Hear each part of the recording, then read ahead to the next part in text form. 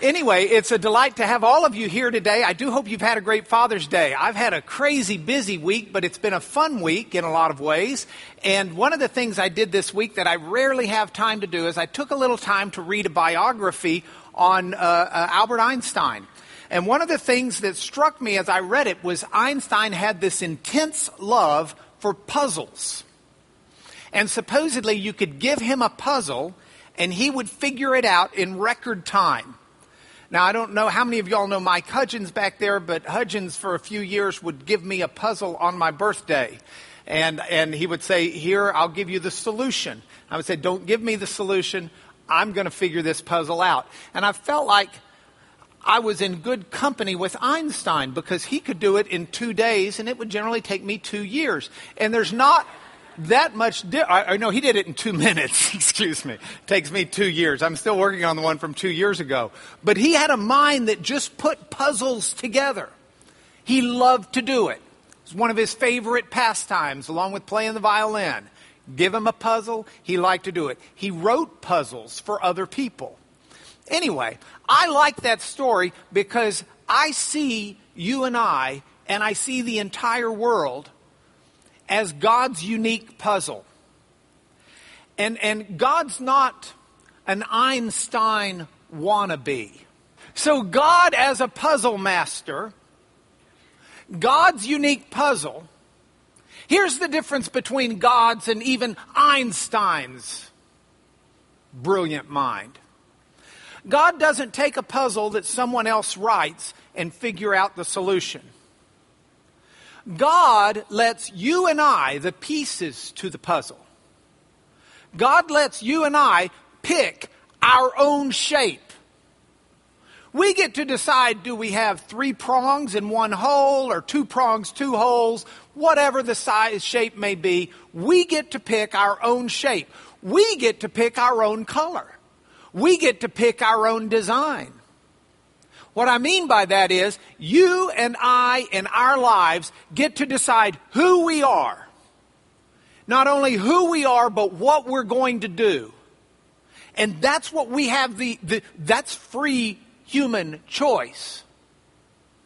So you decide what you're going to do with your life. You decide where you're going to live. You decide what your occupation's going to be. You decide what you're going to eat for lunch. You decide how you're going to celebrate Father's Day. I've got a few suggestions for my kids. But it's your decision. You decide how you're going to walk. You decide, are you going to fall into this temptation or not? You make those decisions for you in your life. The bizarre part is that allowing every person to make their own decisions, God puts together the puzzle. And the whole puzzle fits and is totally complete with what God intended. It's an amazing thing. It's the reason we have trouble juggling between what to us seem these competing concepts of predestination or free choice. It's the reason we sit there and juggle and say, well, how do you blame Judas for betraying Jesus when it had already been prophesied that he would do so? Didn't God make him do so? No. That's the beauty of God's puzzle. God's puzzle is one that allows each of us to make our own choices, to decide our own shape, to decide our own color, and yet the entire puzzle, when put together, will reflect exactly what God knew it would reflect from the beginning. That's foreknowledge. That's divine sovereignty. So it's an amazing thing. And I really think that it's something we see clearly when we look at the Apostle Paul. And it's one reason I wanted to dwell on Paul for a couple of weeks as background information before we dig into the way God really was using his life. So as we look at the Apostle Paul, I think we're going to see that Paul was the one who picked who he was and what he did. Paul made his independent choices. Paul chose to be there at the stoning of Stephen. Paul chose to persecute the church. Paul chose to go to Damascus. to continue his persecution beyond the city limits of Jerusalem.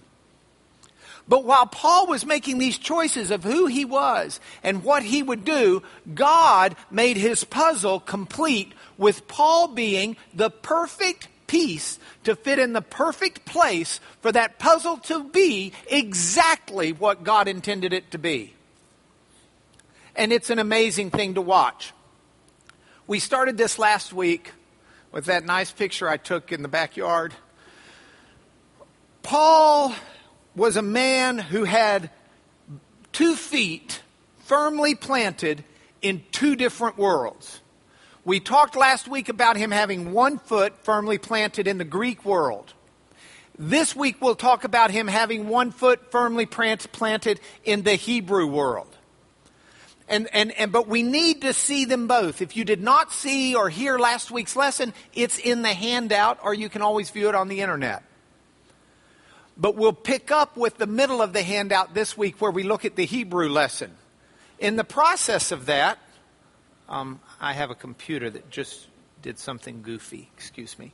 In the process of that, we've thrown up a map last week because it's important that we understand what happens. Paul is born in Tarsus. Tarsus is a Greek city of great import.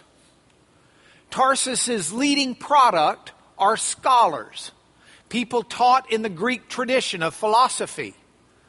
Now, we know ultimately Rome is the capital, but when we think back about antiquity and we think back about biblical times, if I were to say to you, where was the philosophical capital of the Greek world? What was the happening place? I'm not talking about today, so keep Lubbock out of the picture. I'm talking about 2,000 years ago. It wasn't Athens. It was Tarsus.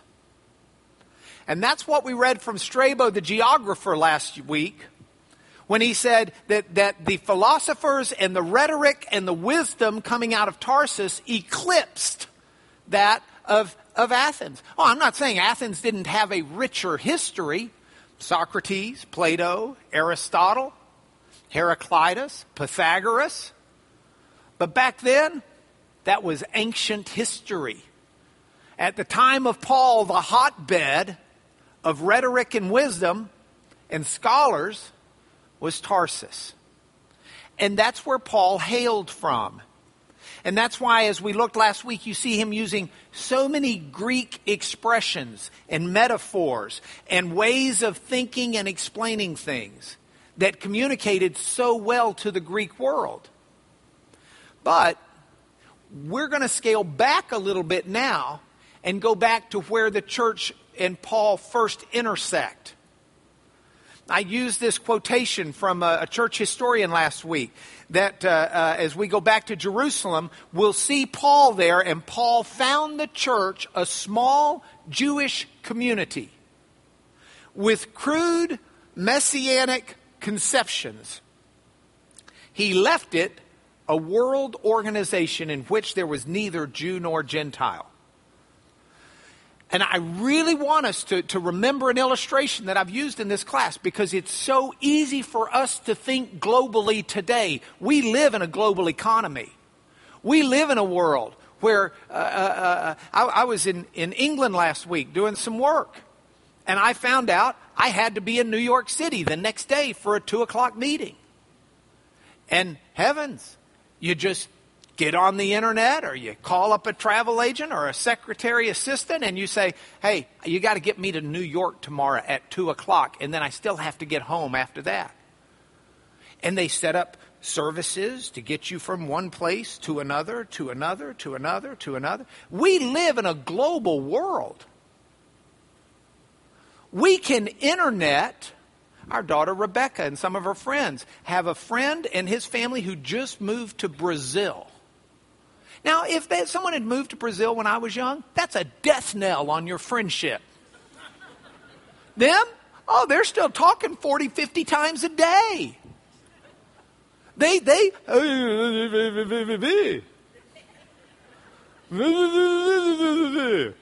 And that's the way they talk now anyway.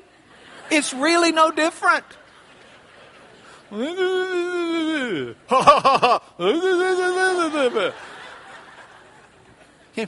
live in a whole different way. Back then, it weren't so. Travel was precarious. The Roman mail system worked mainly for the Roman military. You wanted to send a letter outside of imperial service, you had to find someone you could pay and trust to deliver it. And this whole church idea, this Jesus worship that starts in Jerusalem, I equated mentally, I think I used Chichicastenango, but Larry came up and reminded me that that's not the lake town I meant in Guatemala. I meant Panajachel. Thank you, Larry. It's like someone in Panajachel, Guatemala, saying, hey, fishermen on the little lake, Lake Atitlan, saying, hey, the guy we've been following that died, he was resurrected, and he's the hope of Guatemala. Doesn't that change the way you do business in Washington, D.C.? No.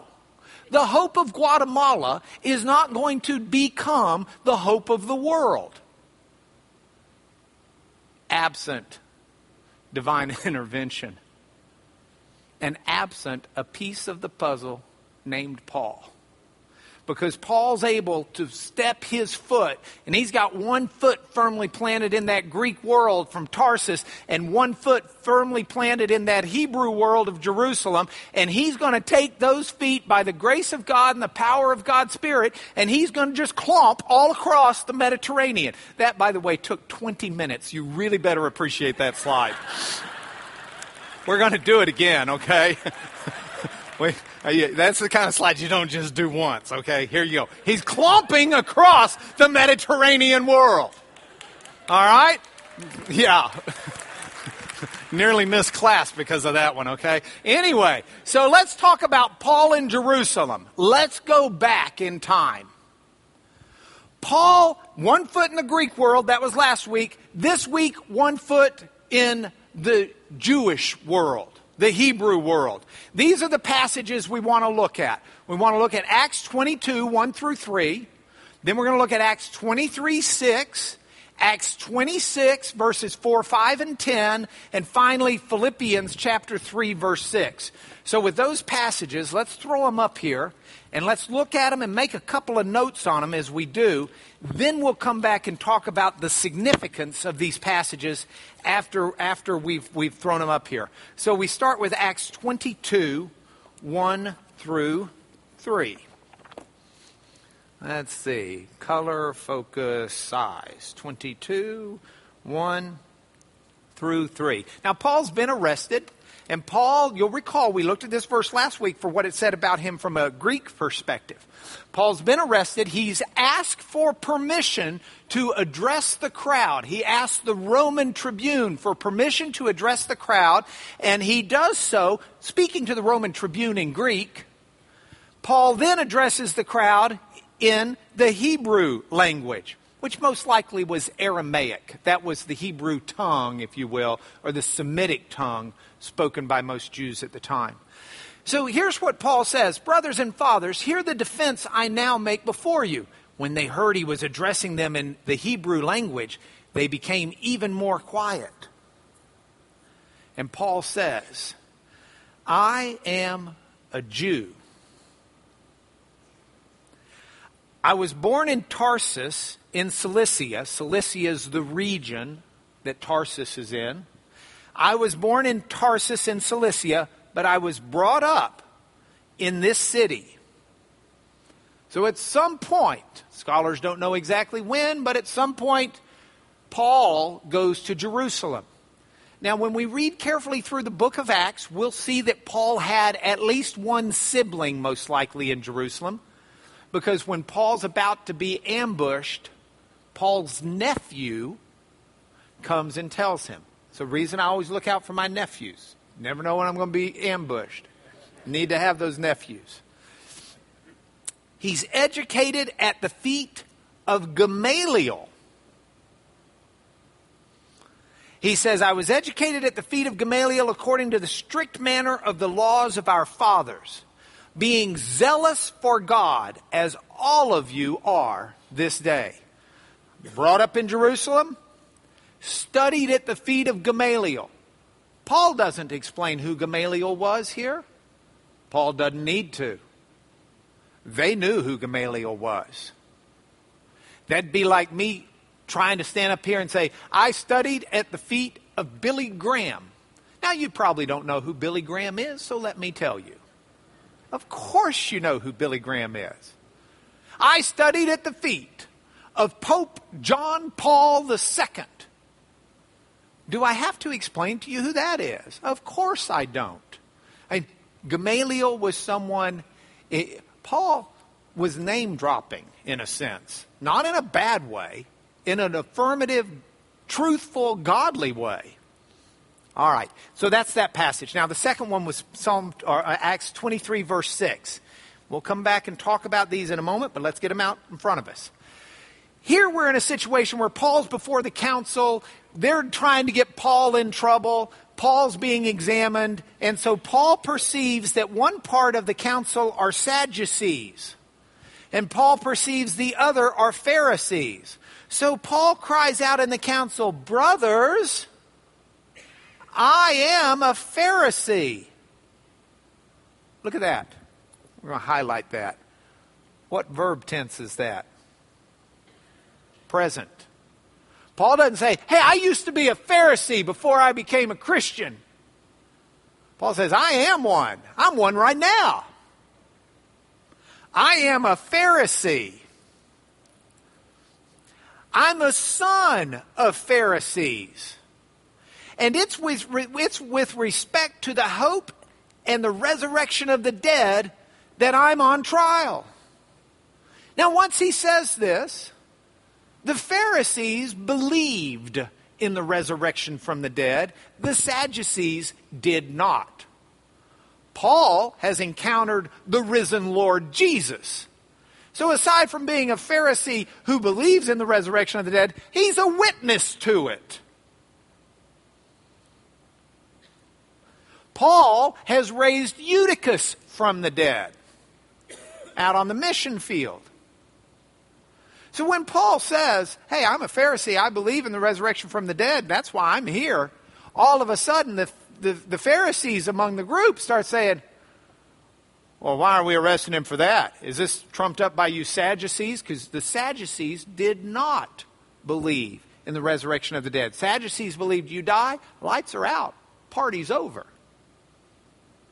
So this big fuss arises between them. It's almost like Paul sees the opportunity, he puts it out there, they start fighting, and he just kind of says, hey, see you guys, and leaves. Not quite that way, but that's in general what happened. Okay, next passage in verses 4 and 5 of chapter 26. We want to look at verses 4, 5, and a little bit later. Paul now is in front of King Agrippa, and Paul is providing his defense for being a rebel rouser, which is what the Jews are insinuating Paul is. And Paul says the following, my manner of life from my youth, spent from the beginning among my own nation and in Jerusalem. So he lived in Jewish community, even from the beginning, even in Tarsus. It's known by all the Jews. They've known for a long time, if they're willing to testify, that according to the strictest party of our religion, I have lived as a Pharisee. According to the strictest party of our religion, I've lived as a Pharisee. He goes on later to say in this, in verse 10, that I did so in Jerusalem.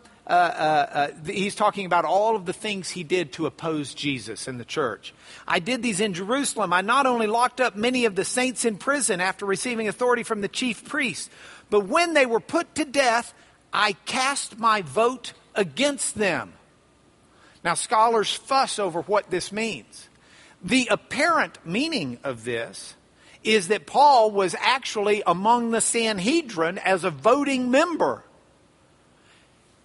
and gave it that vote. Some scholars say, no, you had to be 40 and you were supposed to be married. And we don't have any evidence that Paul was married, and 40 seems a little old for Paul, so they fuss with that. And they say what Paul means is he was just, hey, yes, I agree. It wasn't an official vote, but it was a supporting vote. We don't know.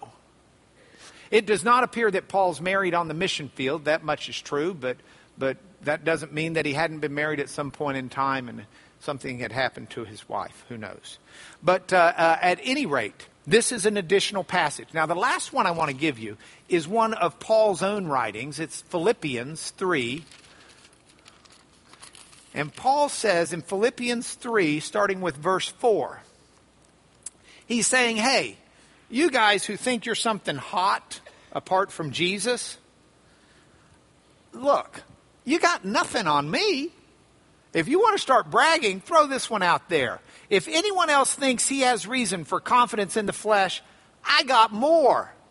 I was circumcised on the 8th day. It's the right day if you're a Jew. Wish boy. I was circumcised on the 8th day of the people of Israel, of the tribe of Benjamin. Now the Jews at this point have had captivity. They've had dispersal. Paul's in Tarsus, but he is able to trace his lineage all the way back to the tribe of Benjamin. That means he's not just a Jew. He's saying, I'm purebred. And we've kept the records. And we can document it.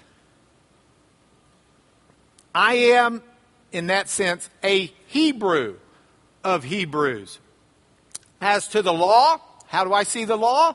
I interpret it as a Pharisee. As to a zeal, how willing was I to do what I thought was right? I would persecute the church. As to righteousness under the law, blameless. You won't find one I violated. But whatever gain I had, I counted as loss for the sake of Christ. Indeed, I count everything as loss because of the surpassing worth of knowing Jesus Christ my Lord. For his sake, I've suffered the loss of all things. Count them as rubbish in order that I may gain Christ and be found in him. Amen is right. Can you believe this? I mean, Paul's one of two things. Paul is either an absolute whack job, or he's a man who has been deeply convicted of the truth of the resurrection of Jesus Christ.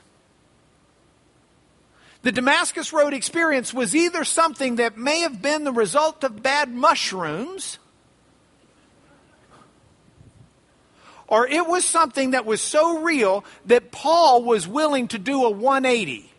Because we need to understand, you don't just go study at the feet of Gamaliel because you want to. Paul lived in a wealthy family. He had a lot of money. He had a lot of power. He had a lot of prestige. He was a heavy hitter. He was the up-and-coming golden boy. He was destined for greatness. He had the pedigree. He had the family. He had the wealth. He had the popularity. He was the one that the priests trusted to go persecute the church. They would give him a blank check to go do whatever Paul thought needed to be done. Paul had the authority to have people executed as blasphemers under the faith. He got that from the chief priests. This is not a guy who is just one of a million. This is a man so implanted in the Hebrew world that everybody knew who he was. He was the future, and he counted it all as garbage and did a 180, and not only gave away any opportunity at wealth, any opportunity at power, any opportunity at advancement, but he turned into a man who was willing to be beaten, shipwrecked, snake bit, robbed, everything, because he was convinced deep in his heart of the truth of what he was about. It's an amazing story of an amazing man. And we unfold it, if we go back to the PowerPoint, we unfold it if we just look at some nuggets from this. So I want to throw up our chalkboard for a moment, and I want to talk about some of these things. because I want us to understand a little more fully what it is. We're going to start with the Pharisees. And we start with the Pharisees because I suspect you, like me in some ways, and certainly apart from my study, I suspect that you and many in our church, when you hear the term Pharisee, you immediately recoil or have a bitter taste in your mind. Yeah, those are the horrible people in the Bible. Those are the wretched ones. Those were the bad Jews. Hypocrite, put your H up. Well, we got three sources I want to talk to you about for knowledge about the Pharisees. Certainly one of them is the New Testament. We can read a lot about the Pharisees in the New Testament. A second is Josephus. And we'll talk about Josephus and see what he has to say about the Pharisees in a minute. And the third are rabbinic writings. Those are writings from the rabbis.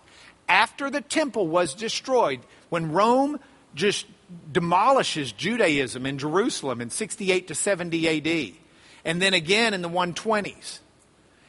All of, the temple's gone. Temple worship is gone. And so the rabbis take over. And the rabbis try to start reducing down into writing the teachings that existed before the destruction of the temple so that it would not get lost. Those early rabbinic writings are very relevant, not just on the Pharisees, but also on Gamaliel. So let's look at those together. We'll start with the New Testament. We know from the New Testament, without going through all of the passages here, but I've cited a lot of them in your handout, so you've got them. We know that the Pharisees were what I call rule followers. They were really good at putting together all of these rules and following them. Now you can say, I follow rules. And a lot of you do. But if you're a Pharisee, you don't drive 1 mile an hour over the speed limit at any time in your life. Your wife's having a baby. It's coming out any second now. 35 mile an hour speed limit. You're going 35. Wife says, hurry, hurry. I want the epidural. I want it now. You look at her, say, hush, woman. It's a 35 mile an hour speed limit, and I will not exceed it. You'd pull that one off? You're starting to be a Pharisee. You're only starting, though. You got a long way to go. These guys followed rules like nobody's business. They had rules about rules.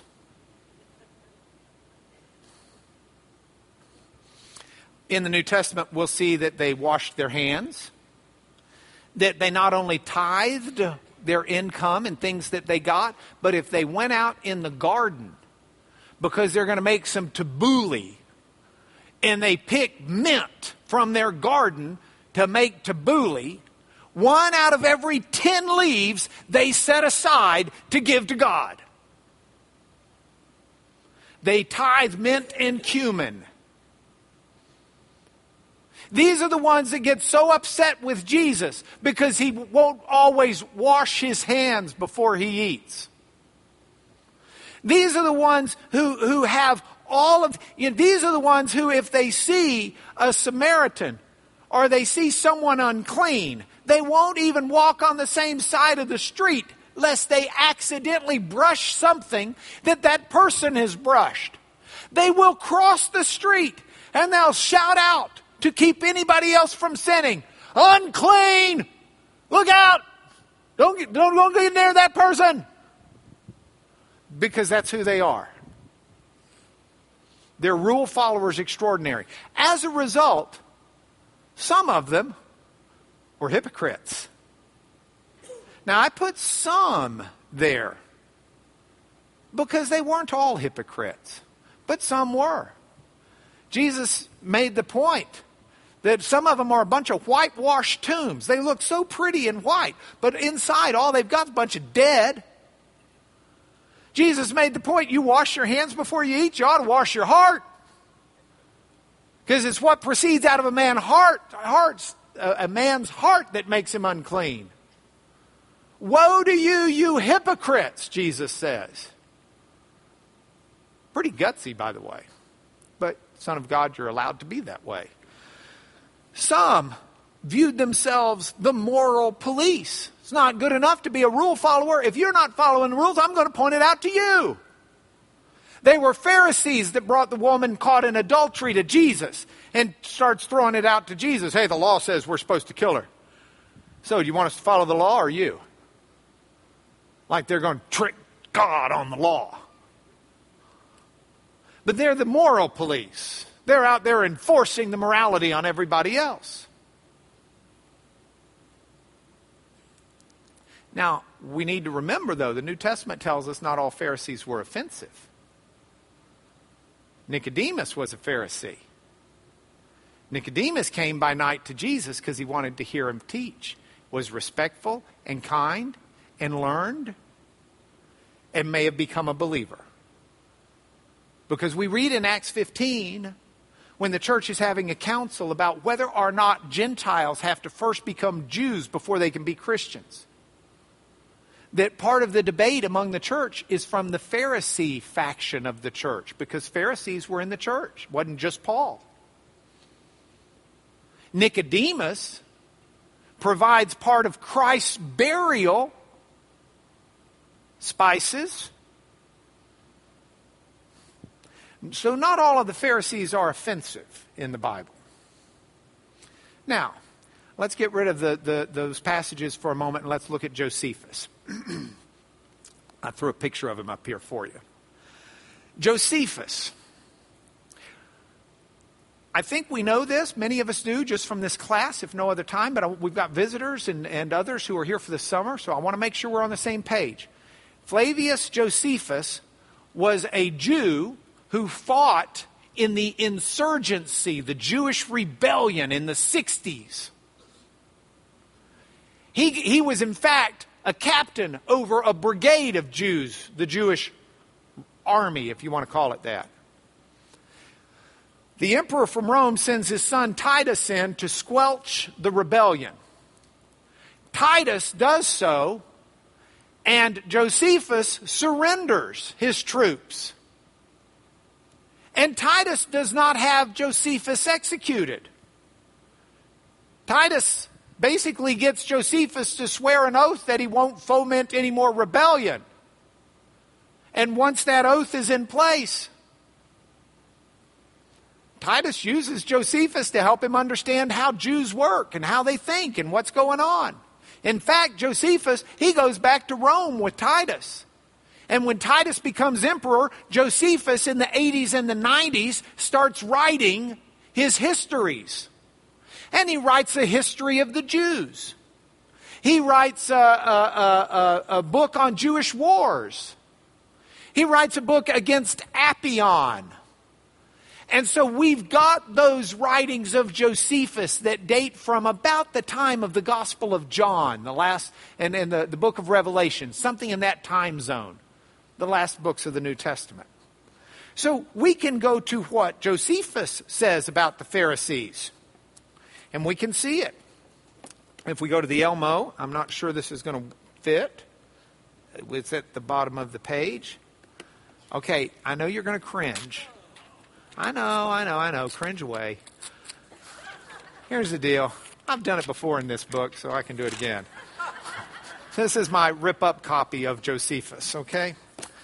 Let's look at what he says in his book on Jewish antiquities. See how much better this is going to be? Okay. The Jews had for a while, a great while, 3 sects. That's not quite fitting even there, is it? Okay, try it again. The Jews had for a while 3 sects or groups of philosophy peculiar to themselves. The sect of the Essenes. Most scholars believe that's the sect that was at the Dead Sea, Qumran, responsible for the Dead Sea Scrolls. The sect of the Sadducees. And the third sort of opinions was that of those called Pharisees, of which sect, although I've already spoken in the second book of the Jewish War, I'm going to touch a little bit more on now.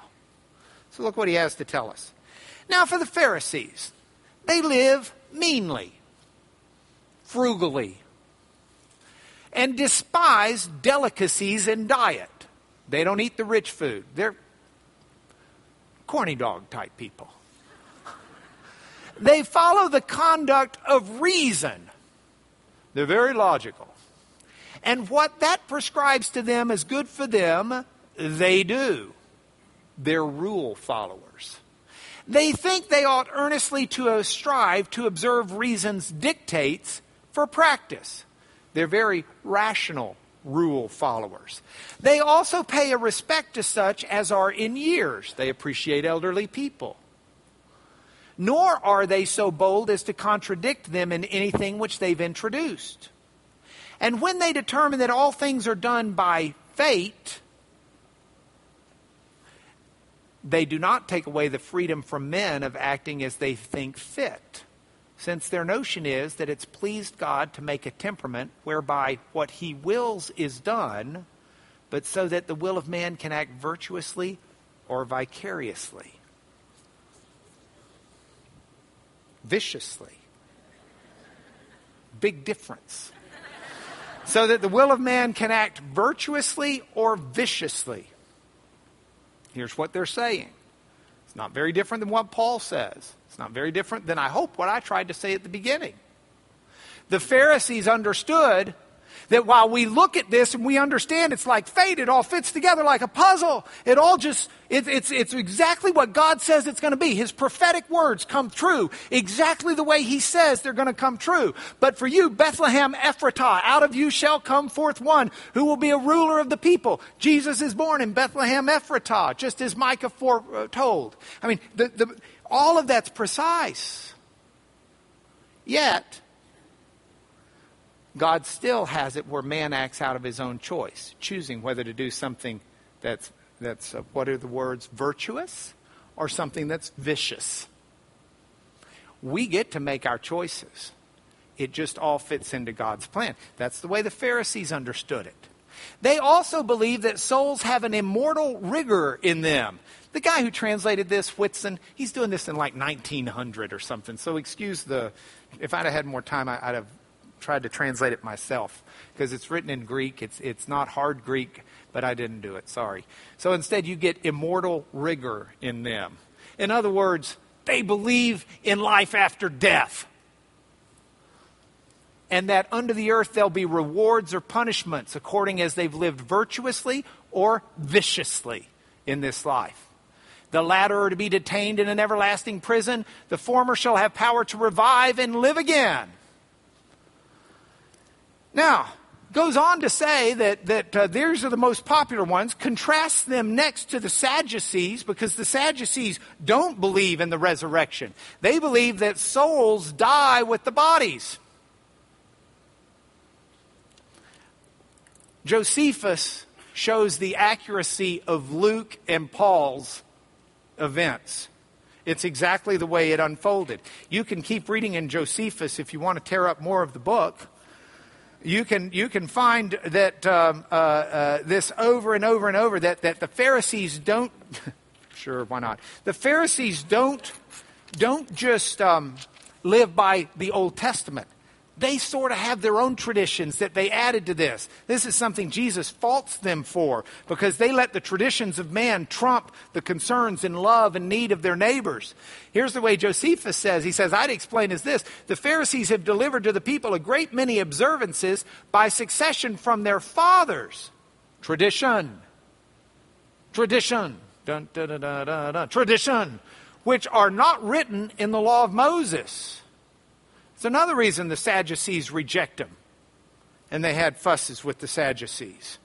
So they're very tradition-driven, if you will. These are the Pharisees, according to Josephus. If we go back, we look now at the rabbinic writings. The rabbinic writings are in different groups.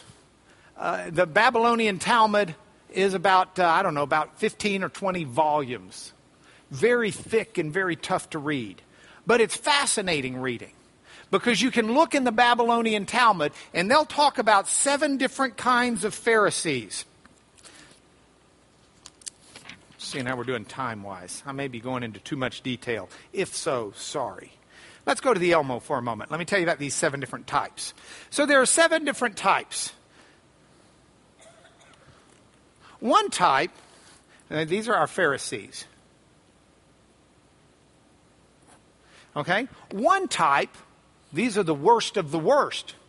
These are the type who do right, they do right for the wrong reason. Yes, I'll do right. Yes, I'll follow the law, but I'm going to do it for the wrong reason. They're still a Pharisee. They're doing what they're supposed to be doing. They believe the program, but for the wrong reason. Then there's a second type who does right and fakes humility. These are the people who do right, but have to email you and tell you why.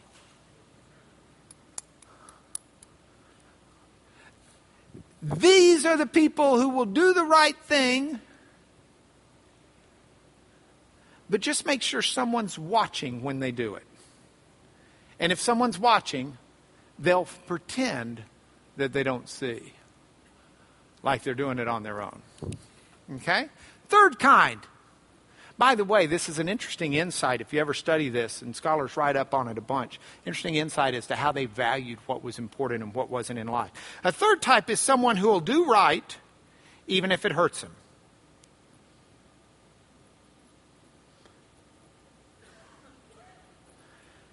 I'm willing to do what's right to my own detriment. I'm willing to keep my word even when I don't want to, and I don't have to. Then there's a fourth level who will do what's right, even if it hurts someone else. And the reference there is someone you love. So it's the kind of thing, it's one thing to do what's right, even when it hurts me, but it's even harder for a Pharisee and for us to do what's right when it's going to hurt someone you care about. I don't mind doing what's right if it hurts me, but there's a line to be drawn. If it's going to do something to my dear wife, then I'm not going to hurt her. Time out. That's more valuable to me. That's number 4. Number 5. These are the people who do what's right out of duty.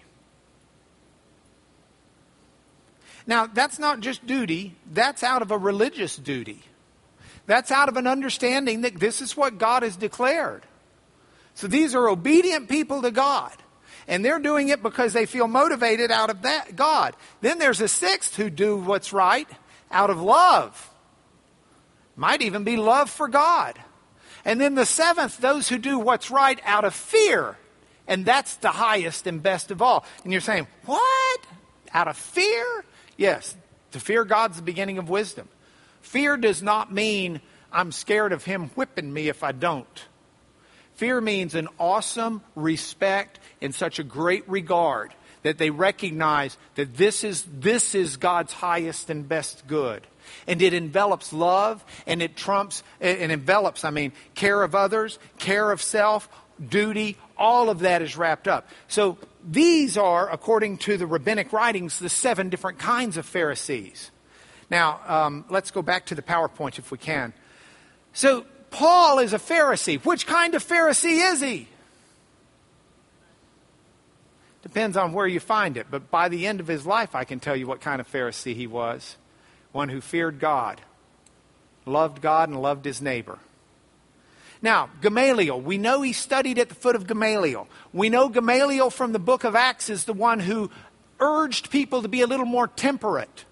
Now, Gamaliel is a 1st century rabbi at the time of Christ, but before Gamaliel, the generation before him, there were 2 major rabbis in Jerusalem that we know about. The real ultra-conservative rabbi Shammai, and the more loosey-goosey rabbi Hillel. Now, loosey-goosey is not loosey-goosey in our terms. He's still pretty strict, okay? But, for example, a story that we can read in the rabbinic writings about these 2. Shammai, the ultra-conservative Jewish rabbi, has a Gentile come up to him, and the Gentile says, hey, if you can teach me your Torah while I'm standing on 1 foot, I'll convert. Making insinuation the Torah is way too complicated for anybody to learn or live by. Shammai takes his rod, his staff, starts whacking the guy on the head saying, "Get out of here. Get out of here. I don't have time for you." The same guy goes up to Hillel, the one who's a little more laid back, and says, "If you can teach me your Torah while I'm standing on one foot, I'll convert." Hillel looks at him and says, "Hey, if you don't want something done to you, don't do it to someone else. Go convert. All the rest is just commentary." Very different approach. Hillel was the teacher of Gamaliel. And Gamaliel is in that school. Gamaliel was a lot more tolerant than Paul was. We can read about Gamaliel a lot. I've put some references in there, but some of the interesting things to me about Gamaliel would go visit all the surrounding synagogues and would write them letters of encouragement. This is Paul's teacher. Paul learned early on the idea of go visit and write letters. Gamaliel, the early church thought, I say early church, around 300 or 400 AD, the church was convinced that Gamaliel himself had converted to Christianity. And they quote some early sources on that. That's my cell phone, just ignore it. I should have turned it off. Gamaliel has these early sources that he converted. We don't know if he did or didn't. But we do know that Gamaliel was there. So with that as background, we're going to start following Paul through the book of Acts. I'm not going to have him tromp across on this slide.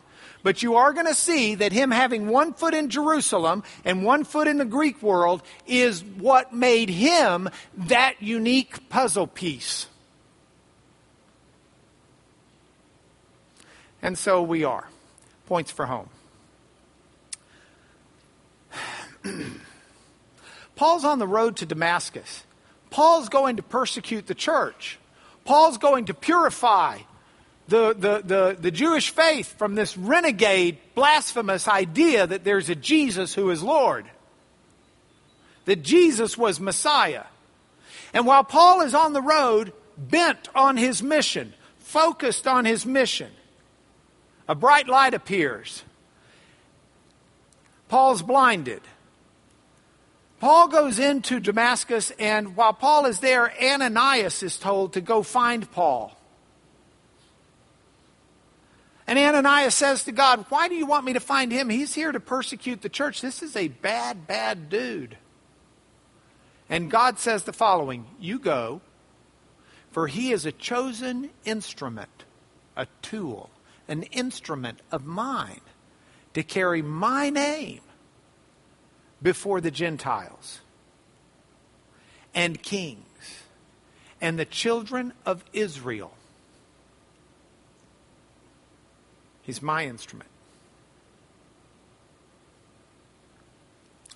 Now,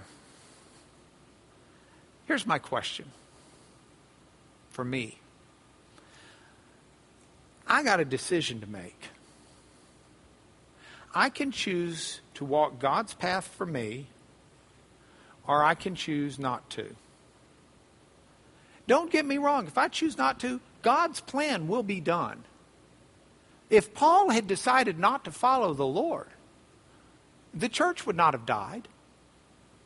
But God, in his plan, had Paul in the key place he was as God's instrument, knowing full well what Paul would choose to do. You and I still make our own choices. We have the opportunity to paint our piece of the puzzle any way we want, to choose our shape. The question is, for me, how am I going to do that? And I got to tell you, I want God to be able to use me. I want to be his puzzle piece. I want to be part of his kingdom. It doesn't mean that all of us should be teaching these classes and writing these lessons. For most everybody, the answer is something much more simple. It's to love the people around you. It's to show the love of Christ. It's not to put confidence in who you are and what you're doing, but put confidence in him who gave his life for you. James says pure and undefiled religion is taking care of widows and orphans, not teaching Sunday school. See, each of us are unique pieces in God's puzzle. And I just really want you to understand, it doesn't matter what you've done before. It doesn't matter if you haven't been paying attention to God. It doesn't matter if you've been persecuting the church. It doesn't matter if you've had one foot in Guatemala and one foot in Peru. Whoever you are, right now, at this point in your life, God has plans for you in His puzzle. And you get to choose to do it. And you can say, Lord, I hate all this junk before, but I thank you that as of today, I can in you be a new creation who does things the way you want. Use all of the garbage and turn it into something useful, please, in your kingdom. Redeem it. Next point for home. My brothers, I am a Pharisee, the son of a Pharisee. Paul never shied away from that. Holiness is a wonderful thing, but it needs to be real holiness. We need to be doing it for the right reasons. You know, I get emails from folks who say, hey, here's something I'm doing. Help me figure out how to do this right, or something like that. And it touches my heart. Because there are people who out of love and out of devotion are seeking to do the right thing before the Lord. And it encourages me, and I think I want to be that way. You know, real holiness is a marvelous thing. But we want to be the right kind of holy. We want to be holy out of love and duty and calling to God. Last, it's God who works in you both to will and to work for His good pleasure. That passage in Philippians actually starts with Paul saying, work out your own salvation with fear and trembling, because, or for, it is God who works in you. It's this same concept. You work out your own salvation. You do what you know is right to do. And do it with fear and do it with trembling, knowing that God's at work in you. And that He puts this together in His puzzle. And we can, at the end of the day, stand amazed and accepting of the puzzle master's hand. And it's hard to accept sometimes because the cards do not play out the way we would like them to.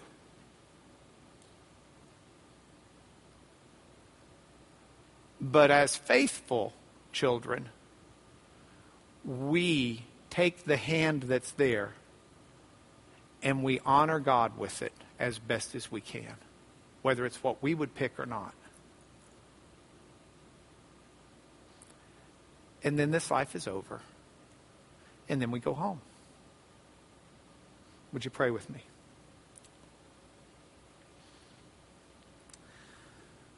Father, it's with mixed emotions that I come to you leading this prayer right now, recognizing how far I have, and all of us probably have, to go, but yet so desirous of being what you want us to be. Lord, would you please work in us? Would you work through us? When necessary, work in spite of us, for your kingdom to come and your will to be done on earth as it is in heaven. We long to serve you and to be your children. We're just not very good at it sometimes. But we love you, and we're honored to call you our Father in heaven. Through Jesus our Lord we pray. Amen.